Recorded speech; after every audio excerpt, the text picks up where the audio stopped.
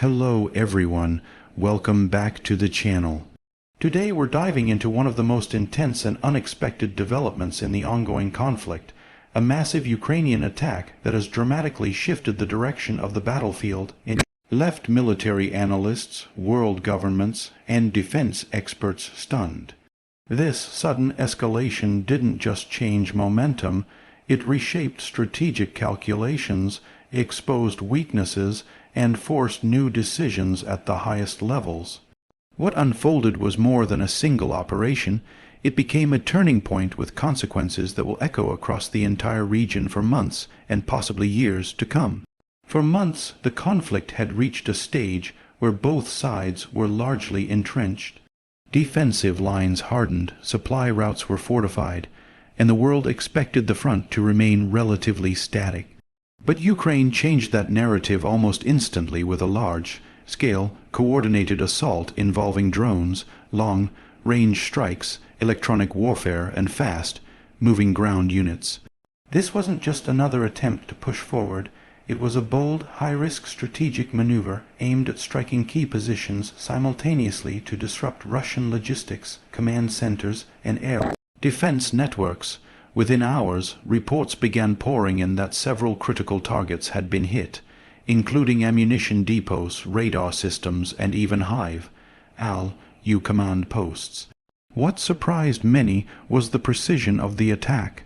Ukraine used a combination of domestically produced long-range drones and Western-supplied weapons systems to carry out strikes that were previously considered nearly impossible. As the first wave of the attack unfolded, Russian air defenses scrambled to respond. Radar activity increased dramatically, missiles were launched in large numbers, and attempts were made to jam incoming drones. Yet, despite this, a significant portion of the Ukrainian strike package reached its targets. Videos and satellite imagery later revealed towering fireballs rising from destroyed storage facilities, burning fuel depots, and damaged anti-air systems. The sudden effectiveness of the operation sparked immediate debate. How did Ukraine manage to penetrate some of the most heavily protected zones of the conflict? The answer, according to early analysis, lies in a combination of timing, intelligence, and deception. Ukraine reportedly used decoy drones to exhaust and distract air defenses before sending in larger and more lethal systems. They also exploited gaps created by earlier small-scale strikes that tested vulnerabilities over several weeks. One of the key elements of the operation was the use of swarm drones. These small, agile, and relatively inexpensive drones overwhelmed radar tracking by flying low and in large numbers. This forced Russian air defense crews to rapidly fire costly interceptors, draining ammunition and reducing coverage. Behind this drone wave came high-precision missiles targeting deeper and more fortified structures. The combination created a deadly chain reaction. Once air defenses were saturated, follow-up strikes could accurately hit targets that would otherwise be well protected. Analysts described this approach as a multi-layered saturation attack, a method that major militaries around the world are now studying closely. Another significant part of the attack focused on disrupting Russian command and communication networks. Several communication towers and relay stations were struck almost simultaneously, leading to temporary confusion among Russian units in the region. Reports suggested that certain frontline units experienced delays in receiving orders, while others suffered from broken communication links entirely. This disruption allowed Ukrainian forces to advance on multiple fronts with greater freedom of movement. Ukrainian units, supported by armored vehicles and artillery, were able to push forward into contested zones where Russian resistance had weakened due to the sudden loss of coordination. As ground forces advanced, Ukraine also carried out targeted strikes on artillery positions and air bases. One particular strike, confirmed through multiple sources, destroyed a stockpile of missiles intended for frontline use. Another destroyed several helicopters that were positioned for rapid deployment, Each of these hits reduced Russia's ability to respond quickly and effectively to Ukraine's offensive. Military strategists noted that the attack was not just about gaining territory, it was about systematically weakening Russia's ability to sustain long-term operations in key regions. The global reaction was immediate. World leaders held emergency meetings, defense ministries issued statements, and intelligence agencies began analyzing what the operation meant for the future of the war. Some Western officials praised the precision and planning displayed by Ukraine, calling it a sign of increasing technological sophistication. Others warned that such an escalation could trigger a strong retaliatory response. Meanwhile, international markets briefly fluctuated as tensions rose across borders, especially in countries that rely on regional stability for transport routes and energy supplies. Russia's response to the attack came swiftly as well.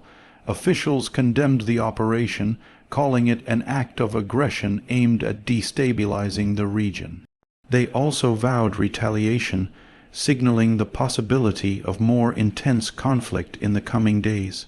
In several regions, air defense systems were upgraded, and additional troops were reportedly moved closer to contested areas. Russian state media began broadcasting messages emphasizing the strength of their military and their readiness to counter future attacks. However, despite these statements, many analysts believe that the Ukrainian operation revealed deeper vulnerabilities within Russian defenses. The success of the attack showed that even highly fortified positions are not immune to coordinated, multi-directional strikes.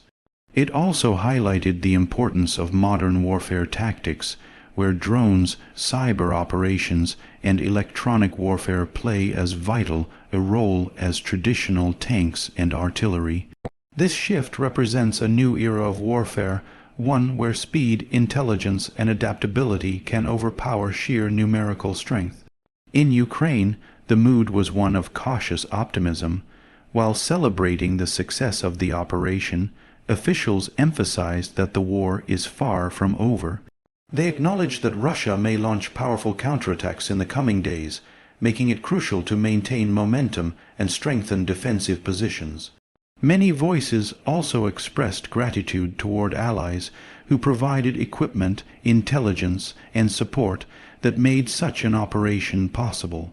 The long-term consequences of this attack are still unfolding. It could mark the beginning of a new phase in the conflict, one where Ukraine takes a more aggressive stance in reclaiming lost territory. It could also push international powers to reassess their strategies, diplomatic approaches, and military support. What is certain is that the battlefield has changed, and both sides now realize that the conflict is entering a more dangerous, unpredictable stage. As the world watches closely, the question remains, what comes next?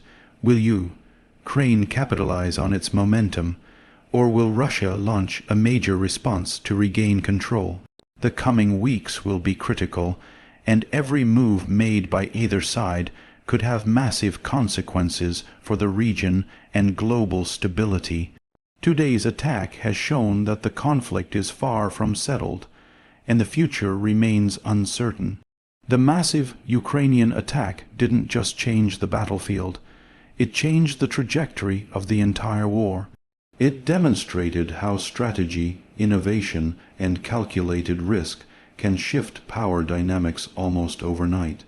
While the situation continues to evolve, one thing is clear: this event will be remembered as a pivotal moment, one that redefined what both nations are capable of and reshaped how the world views the conflict moving forward.